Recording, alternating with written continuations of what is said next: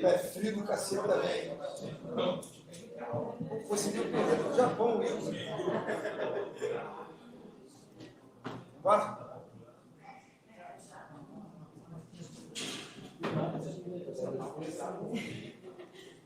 Galera, só um detalhe importante, né? Que possivelmente o áudio das perguntas não ficará tão bom, mas a resposta do Felipe Luiz vai ficar show de bola para vocês. A questão comportamental do Pedro, você fala que não tinha como ir no mercado para procurar um jogador que marcasse 30 gols, que ele não poderia ser um problema para você, que ele deveria ser a solução. Então, assim, o Pedro, às vezes é titular, às vezes não é titular, hoje fez uma boa partida, deu assistência, fez o gol. Quero saber, voltando nisso tudo, hoje, o Pedro é a solução do seu ataque?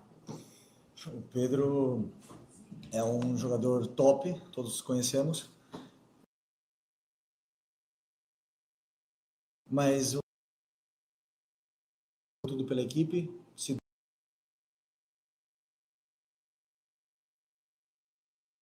doou, tá num grande momento. E esse Pedro é o que todos queremos agora. Quem mantém eles no campo são eles mesmos. Buenas noches, Felipe, por aquí, José Fernando, para Entregas. Quería preguntarte por el titular, no solamente por los 30 minutos del día de hoy, sino que también por este proceso de más de 3 meses que estuvo apartado, que hubo una cirugía, un postoperatorio y un proceso para volver a estar en condiciones de disputar estos minutos. Em espanhol ou em português? Você quer espanhol?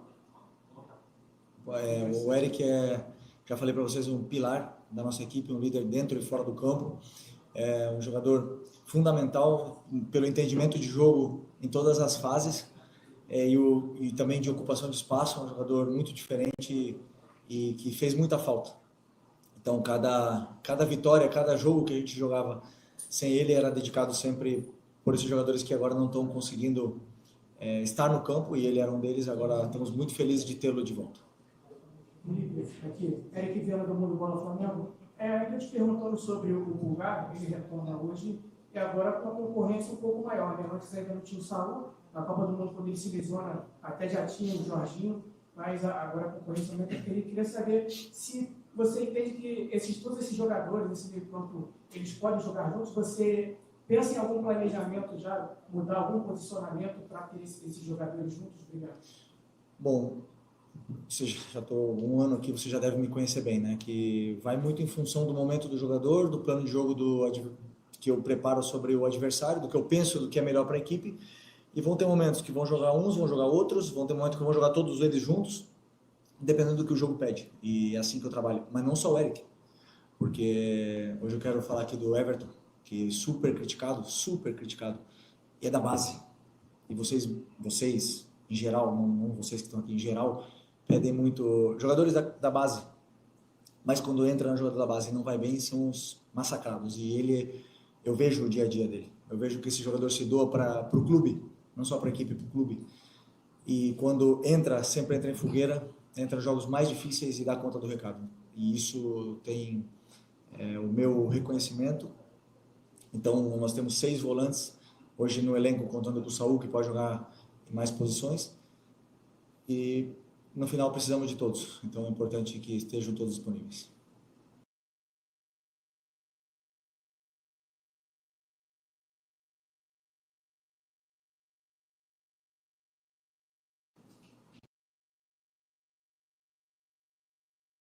Boa noite, a saída do campo, o Pedro, em uma entrevista, ele disse que é importante o jogador ter sequência para desempenhar bem e entrar em um jogo e no outro não, às vezes acaba tirando a confiança e a sequência do jogador. Né? E que ele espera que daqui para frente, né, ele fala que ele quer estar em campo, ter sequência, ele espera que seja assim daqui para frente até o final da temporada. Eu queria que você falasse sobre isso. O teu modo de trabalhar, você olha para o adversário, troca bastante os jogadores em função do adversário, mas tem esse contraponto de um jogador importante como o Pedro, que é artilheiro, um dos artilheiros da equipe, dizendo que precisa ter sequência e que é ruim entrar num jogo sim, no outro não. Isso acaba tirando um pouco da confiança. Isso foi uma pergunta que foi feita a ele, por isso ele respondeu. Sim, não tem problema nenhum. Claro que o jogador, ele, com sequência de jogos ele rende melhor, vai adquirindo confiança do treinador, né, dele mesmo, a confiança nele mesmo. Eu falei para eles no começo do ano, para todos eles, nenhum deles tem o lugar garantido na equipe titular. Nenhum, nem Arrascaeta, ele já ficou no banco na final, inclusive, da Supercopa, nem Pedro, nem Bruno Henrique, o jogador com mais títulos na história desse clube, tem lugar garantido nessa equipe. O campo deve falar. E muitas vezes os jogadores têm fases melhores e fases piores, e sou eu que tenho que decidir. E às vezes vou acertar, eu vou errar, eu também tenho fases melhores e fases piores, mas sempre pensando no que é melhor para a equipe, acima do que qualquer interesse pessoal tanto meu como dos jogadores. Então, colocando sempre o Flamengo e a equipe na frente, todos saímos vencendo. Boa noite, Felipe, aqui, Cidão Maria Litoral News. Você vai encerrar no Brasileiro uma sequência contra equipes do G6 do campeonato no próximo domingo contra o Palmeiras. É uma equipe que assumiu a liderança na última rodada, hoje venceu, tinha vencido também durante a data FIFA. Mesmo se o Flamengo vencer, não vai ser líder, mas é importante demais vencer para alcançar essa liderança. Queria uma projeção sua desse compromisso, é um grande jogo, se chama de super clássico do Brasil, e também do momento da equipe adversária, que tem de 3 grandes resultados por goleada.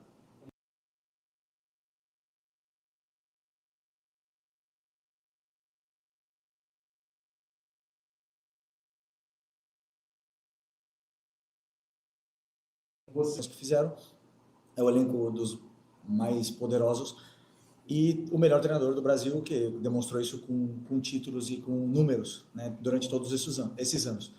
Portanto, claro que o Palmeiras sempre vai estar na briga. Chegamos parecido, praticamente na mesma situação no primeiro turno do campeonato. E por mais que tudo pode acontecer, o campeonato não vai ser definido nesse jogo.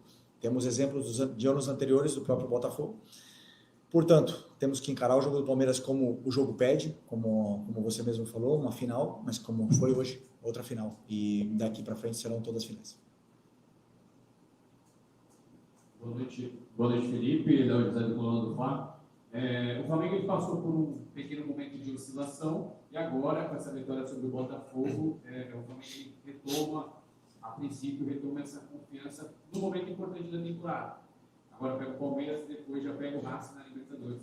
Como que você está tratando essa questão do mental do Flamengo, tanto para o jogo o primeiro jogo contra o Racing, quanto também para o segundo? Claro, você fala do trabalho de jogo a jogo, mas a gente sabe que esse jogo a jogo muito vai se passar também pela semifinal da semana que vem.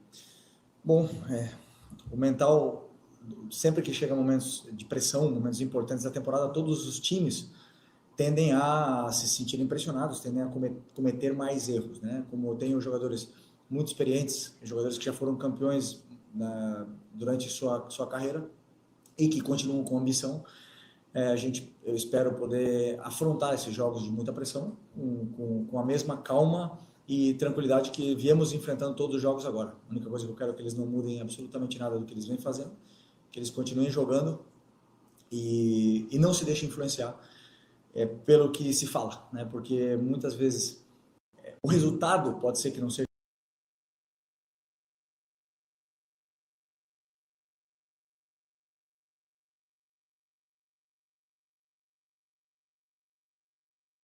posicionar para eles, né? A linha com o árbitro, por exemplo, hoje outra vez, em todos os jogos está acontecendo. Isso é muito mais difícil, que os jogadores mantenham o foco nos 90 minutos, sendo que não só os lances capitais. O que está me preocupando são as 10, 12 faltas erradas durante o jogo. Isso que me preocupa, e manter meus jogadores no jogo, esse para mim é o maior desafio. Na frente também, boa noite. Gabriel, canal com a palavra do Revista Placar. Felipe, queria te perguntar sobre 2 jogadores em específicos. Um deles é o Carrascal, que entrou mais uma vez, foi importante, acabou dando uma assistência para um jogador que vem se destacando bastante, tanto com assistências quanto com gols, no caso do jogo do Vasco. Como é que você está enxergando essa evolução do Carrascal desde que ele chegou para o Flamengo? E o outro jogador que eu queria te perguntar é o Cleiton, que entrou bem contra o Bahia e hoje não ficou nem no banco. Queria que você explicasse isso também. Obrigado. O Carrascal, já falei para vocês sabem e veem nos jogos a qualidade, que é um jogador muito diferente, muito especial, e aí a equipe ganha, né? Com ele, com o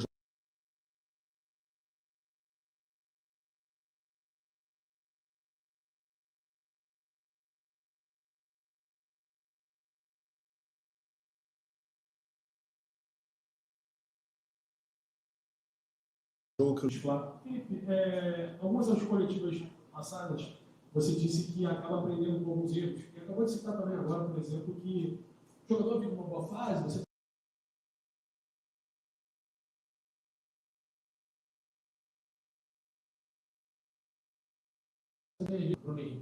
e os números em comparação ao Pedro são bem inferiores. A sua defesa era muito sólida. Essa solidez no ataque também não é necessária nessa reta final. A manutenção do Pedro, desculpa até falar, porque era o Pedro que eu ia fazer a pergunta, que os colegas fizeram, não só para pontuar isso. O Pedro tem números de um jogador que é decisivo, é letal. Não é interessante, de repente, para respeitando o adversário nessa reta final, você também ter esse equilíbrio que você tem na defesa na frente, porque, de fato, o Flamengo precisa de gols. Teve uma queda muito grande e agora, depois desse jogo, ainda é possível imaginar o Flamengo sem Pedro na frente? Vou repetir a mesma coisa. Vocês falam do Bruno como se o Bruno não soubesse fazer gol, né? Como se ele não soubesse, como se ele não tivesse números no Flamengo. Eu repito uma vez mais. Para mim, o mais importante é a equipe. E se eu acho, com as minhas convicções, que em um jogo determinado tem que jogar o Bruno e não o Pedro, ou tem que jogar o Bruno e o Pedro e não o Arrasca, eu vou tomar essa decisão. E vocês aí estão livres, à vontade para poder criticar o treinador da forma que vocês quiserem. Depois, quando ganhar ou perder, eu vou ser eu que vou botar a cara. Então eu vou com as minhas convicções até o final. Felipe, sobre narrativas, ambiente externo, quanto você consegue controlar ou não para a cabeça do jogador, a gente tem essas duas situações. Uma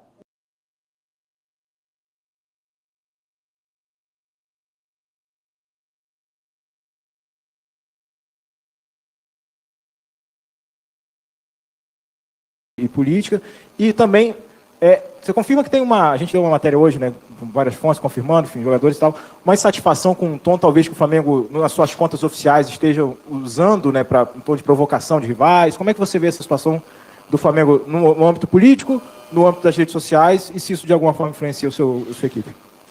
Meu trabalho é única e puramente com os jogadores, nível tático, técnico, treinos, jogos, planos de jogo, é um assunto que não me compete. Felipe aqui, Fernanda Pisotti da Rádio Band News FM. Eu queria que você falasse sobre o Samuel Lino, né? A contratação mais cara da história do clube, 22 milhões de euros. Ele vem sendo titular frequentemente com você, mas oscila bastante no campo. Você costuma dizer que o campo fala. E eu queria entender o que o Samuel Lino está falando no campo para você, para ele poder ser titular com tanta frequência como ele vem sendo. Bom, boa pergunta. Primeiro porque o campo fala, para mim, pode ser que ele fale de forma diferente para vocês, para você no caso, porque o Lino faz exatamente o que eu peço para ele fazer. E muitas vezes ele vai ter jogos abaixo, sim, claro que vai. Como o Pedro também tem, como o Arrascaeta também tem, como o Luiz Araújo também tem, e os próprios volantes também tem. Todos eles. Enquanto o jogador estiver fazendo o que o treinador pede, e eu acho que ele está melhor que os outros para poder desempenhar, então ele vai continuar jogando. Enquanto não tiver essa concorrência interna e eu achar que ele é o melhor, ele vai continuando. Então o importante é que o Samuel Lino faça exatamente o que o treinador peça para ele fazer e desempenhe o papel que eu peço para ele fazer. Enquanto ele faça isso, ele vai ter a confiança do treinador, sempre. Vou estar aqui para defender ele sempre, porque pode ser que ele esteja mal para vocês, mas para mim ele está fazendo exatamente o que eu quero que ele faça. Felipe, Mauro Santana, canal do Mauro Santana. Hoje você preservou 2 jogadores, 3 na verdade, né? O Alan também não foi relacionado, mas 2 deles que costumam ser titulares com mais frequência, o Saul e também o De La Cruz. Como é que está a situação desses atletas, já que o Flamengo tem um jogo altamente decisivo no próximo domingo e vai precisar de todas as suas peças à disposição, já que o Palmeiras, queria até que você comentasse sobre o adversário, independentemente de todas as polêmicas, o Palmeiras vem crescendo e obtendo resultados muito bons dentro de campo. Sim, como eu falei, o Palmeiras está num excelente momento. Vai ser um jogo de altíssimo nível. Mesmo nível que foi nós e Cruzeiro na última semana, 2 semanas atrás. Sobre quem? Esqueci. O Saúl, De La Cruz e Alan. Não treinaram na semana da data FIFA, então estão recuperando de incômodos. Cada um tem um problema que o médico já informou vocês. E esperamos poder recuperá-los antes possível. Não sei se vão chegar para o jogo do Palmeiras, sinceramente, mas estão aí na fase final. Felipe. Boa noite, Davi Ferreira, do Jornal Globo. Pouco mais data FIFA, em alguns jogos você comentou na coletiva que era preciso aproveitar essa data FIFA para retomar alguns componentes que se perdem com a sequência grande de partidas, né? Um desses, por exemplo, era a finalização. E o Flamengo hoje foi letal nas chances que teve aqui para vencer o jogo. Como é que foi, na sua avaliação, essa data FIFA? Você aproveitou realmente do que você já viu em campo hoje, né? Você já está feliz com alguma retomada? Como é que você avalia, né, esse tempo?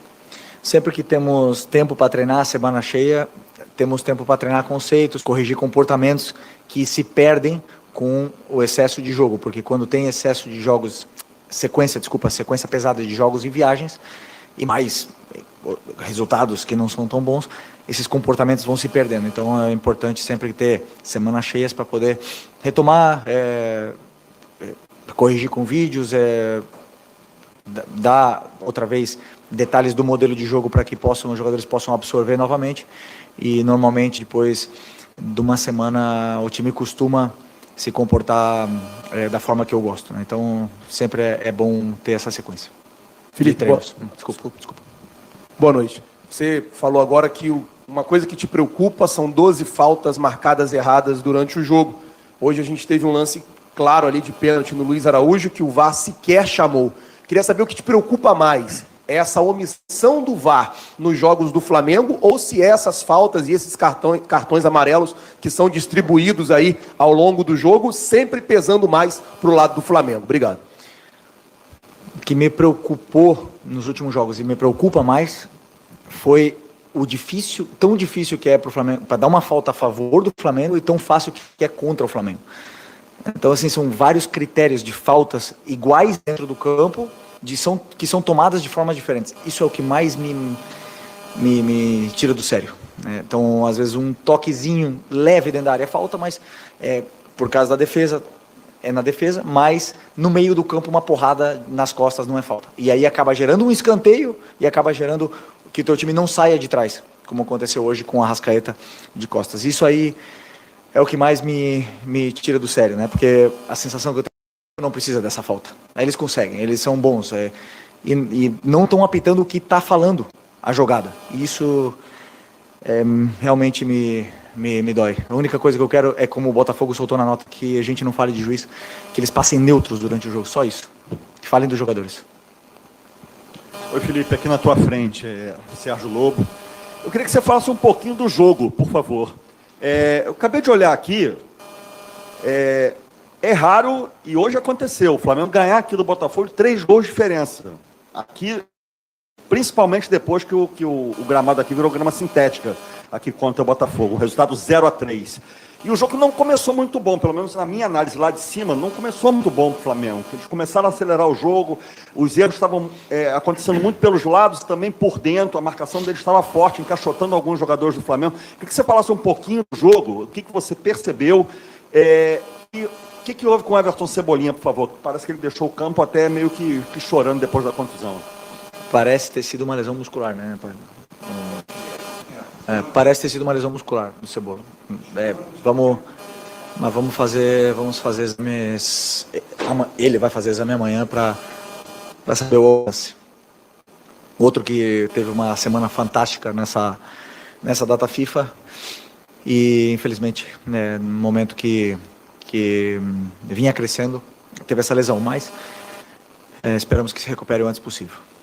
Sobre o jogo, é verdade que você fala que o jogo começou estranho, por uma certa forma, porque o Botafogo, nós não tínhamos uma certeza clara de como o Botafogo viria ou iria se comportar nesse jogo. Então os jogadores, eles até entenderem um pouco os espaços, os movimentos, os primeiros minutos são assim meio com dúvida, e principalmente a adaptação da velocidade da bola no gramado sintético, né? Os domínios, são detalhes finos, pequenos mesmo, que acabam perdendo o controle. Os jogadores perdem o controle de bola e aí acabam sofrendo algumas transições. A partir do momento que entenderam como jogar, onde estavam os espaços, o time foi se assentando melhor, foi se encontrando melhor, começaram a se associar de uma forma onde conseguiam progredir as jogadas e acabamos chegando com mais facilidade sempre na área do Botafogo, que não é fácil, você bem citou, é muito difícil ganhar aqui, e mais por 3 gols. Então,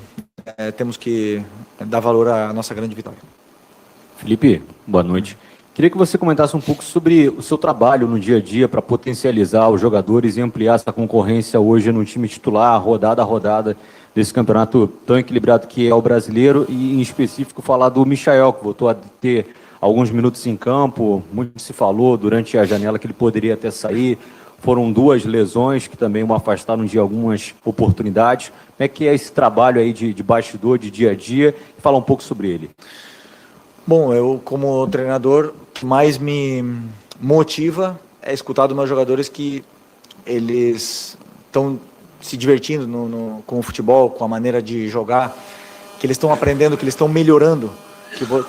Quando você vê os jogadores que não jogavam antes de a gente chegar aqui, como o Wesley, que, bom, jogava, mas não tinha uma sequência, ou o próprio Varela, o Léo Ortiz, que cresceu. Então você vê esse crescimento dos jogadores, Eric, todos eles, isso é o que mais me motiva e mais me faz amar esse trabalho que eu faço, né? E claro, alguns jogadores, como eu falo, oscilam, tem fases melhores, fases não tão boas, mas sempre está à vontade de aprender, e a maioria, ou por não dizer todos eles, têm vontade de aprender e de crescer. Então isso faz com que o grupo todo cresça, né? E cresce de forma individual, cresce o coletivo. Depois, por outro lado, o Michael, eu posso dizer para você assim, com toda a tranquilidade, ele é muito importante para mim. É um jogador muito, muito, muito importante. Foi ano passado, foi esse ano e deixou de ser em algum momento. Até teve uma possibilidade de sair. Ele próprio, né? Talvez tivesse esse interesse de sair. Acabamos perdendo a sequência de jogos que ele vinha tendo. Ele teve algumas lesões nesse meio e agora ele retomou a parte mental, a parte da ambição dele mesmo. E esse Michael que eu vi nos treinos que eu vi durante a semana da data FIFA, ele é imparável.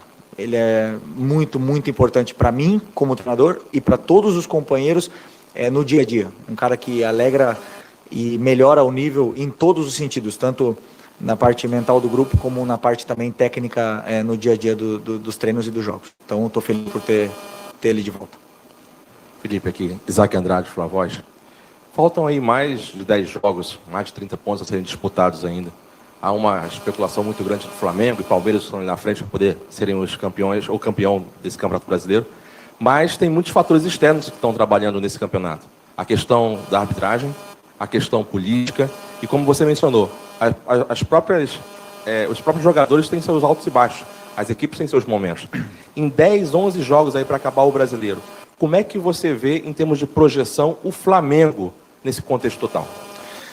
Eu vejo o jogo do Palmeiras pela frente agora, e depois o jogo da Libertadores. Não posso ver muito além disso, porque o meu papel é fazer com que o time ganhe o próximo jogo, né? E que essa pressão que existe nos próximos jogos, que seja prazeroso, que não seja um peso para eles. Esse é o meu trabalho.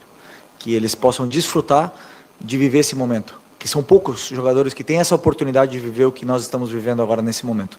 De estar vivo numa semifinal de Libertadores da América, entre os 4 melhores da América, e estar disputando junto com o Palmeiras e com o Cruzeiro o Campeonato Brasileiro. Que poucos falamos do Cruzeiro, mas o trabalho que o Jardim também vem fazendo, vocês sabem, não preciso nem falar. Um técnico muito especial e já demonstrou. E a gente está no meio dessa briga, está disputando outra vez, competindo outra vez para poder ganhar. Tem que ser um prazer, não pode ser um peso. E esse é o meu papel com eles. Aqui, Felipe, boa noite. Marcos Martins, do canal da QSRN. Parabéns pela vitória. Felipe, você vinha optando anteriormente, nos jogos anteriores, por iniciar a parte com Jorge Carrascal e Arrascaeta, o que modifica um pouco o sistema de jogo em relação às características. Hoje você retorna para um jogo, para uma equipe com 2 extremos, abertos, mais voltada ao 4-3-3.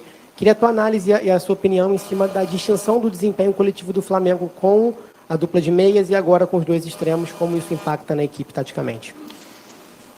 Bom, primeiro que as minhas escolhas são puramente plano de jogo, onde eu não pretendo abrir para vocês, mas nós jogamos igual, da mesma forma, absolutamente igual, com Carrascal e com Luiz Araújo, com características diferentes, jogamos de uma forma absolutamente igual, com sim, pequenos detalhes